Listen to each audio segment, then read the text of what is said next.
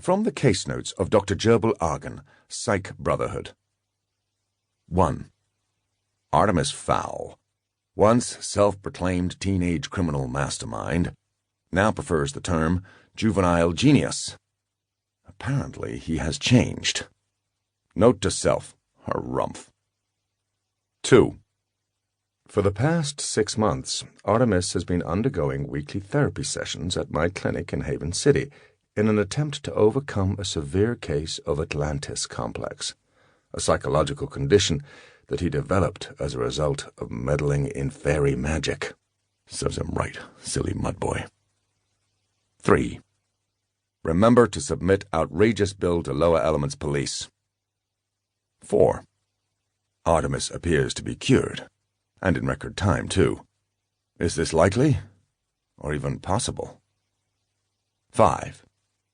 Discuss my theory of relativity with Artemis could make for a very interesting chapter in my V-book, Foiling Fowl, Outsmarting the Smarty Pants.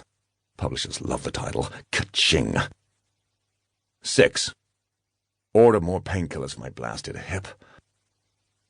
7. Issue clean bill of mental health for Artemis. Final session today. Dr. Argan's office, Haven City. The lower elements. Artemis Fowl grew impatient. Dr. Argan was late. This final session was just as unnecessary as the past half-dozen. He was completely cured, for heaven's sake, and had been since week 18. His prodigious intellect had accelerated the process, and he should not have to twiddle his thumbs at the behest of a gnome psychiatrist. At first, Artemis paced the office, refusing to be calmed by the water wall, with its gently pulsing mood lights. Then he sat for a minute in the oxygen booth, which he found calmed him a little too much.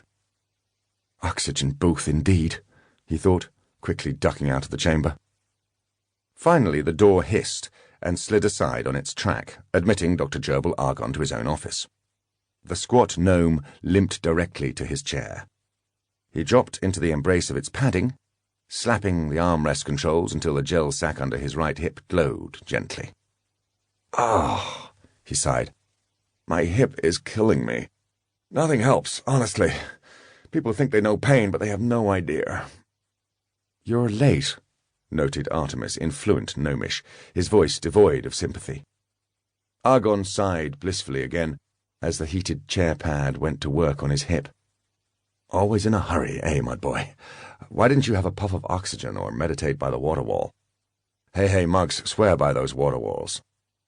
"I'm not a pixie priest, Doctor. What hey monks do after first gong is of little interest to me. Can we proceed with my rehabilitation, or would you prefer to waste more of my time?" Argan huffed a little, then swung his bulk forward, opening a sim paper file on his desk. "Why is it that the saner you get, the nastier you are?" Artemis crossed his legs, his body language relaxed for the first time. "Such repressed anger, Doctor. Where does it all stem from?" "Let's stick to your disposition, shall we, Artemis?" Argan snagged a stack of cards from his file. "I am going to show you some ink blots, and you tell me what the shapes suggest to you." Artemis's moan was extended and theatrical. "Ink blots? Oh, please. My lifespan is considerably shorter than yours, Doctor. I prefer not to waste valuable time on worthless pseudo-tests. We may as well read tea leaves or divine the future in turkey entrails." "Inkblot readings are a reliable indicator of mental health," Argan objected. "Tried and tested." "Tested by psychiatrists for psychiatrists," snorted Artemis. Argan slapped a card down on the table. "What do you see in this inkblot?" "I see an inkblot," said Artemis. "Yes, but what does the blot suggest to you?" Artemis smirked in a supremely annoying fashion. "I see card 534. "Pardon me?" "Card 534, repeated Artemis. "Of a series of 600 standard inkblot cards. I memorized them during our sessions. You don't even shuffle." Argan checked the number on the back of the card. 534. Of course. "Knowing the number does not answer the question. What do you see?" Artemis allowed his lip to wobble. "I see an axe, dripping with blood. Also a scared child, and an elf clothed in the skin of a troll. Really? Argon was interested now. No, not really. I see a secure building, perhaps a family home, with 4 windows, a trustworthy pet, and a pathway leading from the door into the distance. I think if you check your manual, you'll find that these answers fall inside healthy parameters. Argon did not need to check.